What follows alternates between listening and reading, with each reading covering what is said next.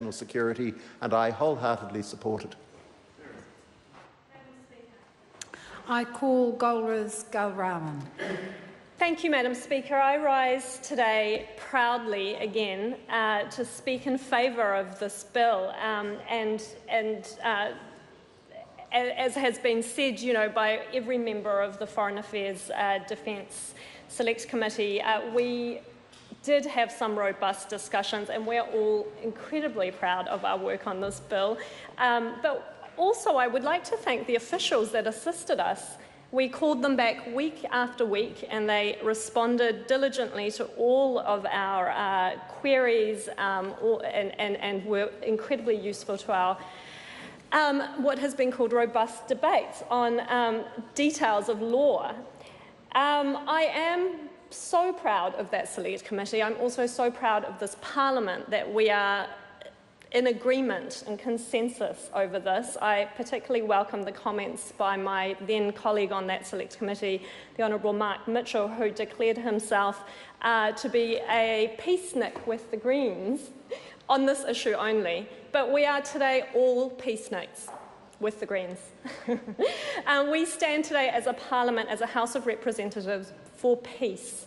And I do want to, as I've done on a previous occasion, just like to draw on my own personal experience on this particular issue, because I have seen war.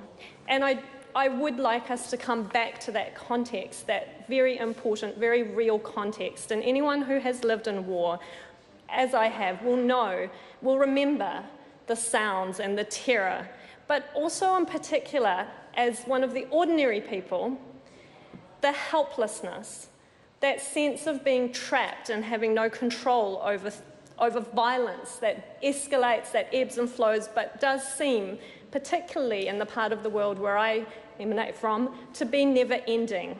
We seem to be living in a time of perpetual war now, in particular in the Middle East, but not just the Middle East.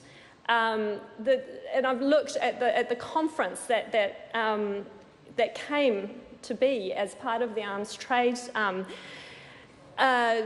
movement within the UN and came up with the Arms Trade Treaty. The countries that begged for this, the states that came with their representatives, the NGOs that begged for this, included South Sudan, the tiniest, newest nation in this world, who reminded delegates that the eyes of the world, the eyes of the victims, were upon them. And so, even though some quite powerful nations also fought against this treaty, the delegates at that conference came to an agreement.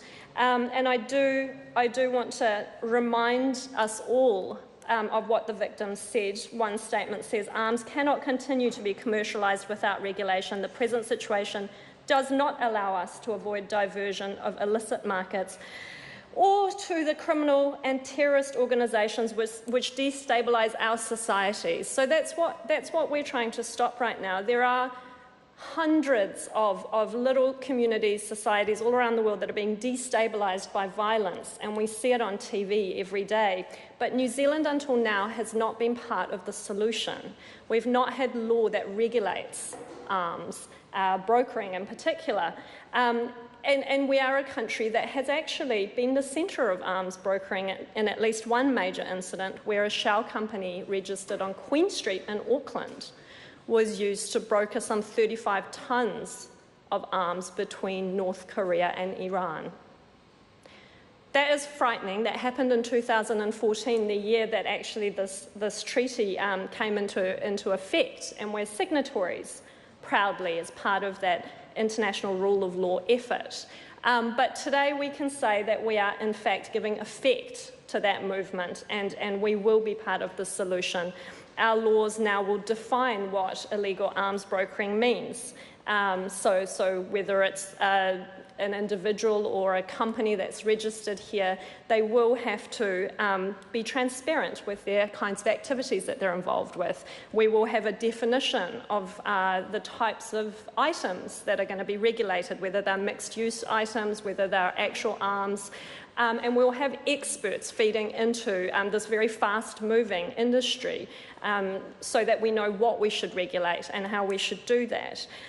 So we should be very proud of that, because New Zealand has always been a beacon for peace. New Zealand has always been on the side of the rule of law, and we will on this day be a beacon again. So this kind of thing can't be stopped by any one nation, and I think as part of the free world we have a particular responsibility to regulate, because of course arms do get moved between legitimate arms manufacturers who, manufacture small arms for recreational use, and organisations or groups that can't buy them legitimately because there are sanctions in place to control them, because they've been identified as a terror group. And this is the kind of group that fights these proxy wars that go on forever and ever for profit. And today we're going to contribute to stopping this. I do want to congratulate NGOs here in New Zealand as well, like Oxfam New Zealand, who fought very hard for this on the international stage, and the ex-Green Party MP Barry Coates, who was involved at the forefront of this. Thank you, Madam Speaker. I commend this bill to the House. I call Simon O'Connor. Thank you very much, Madam Speaker. Very pleased to take a call on this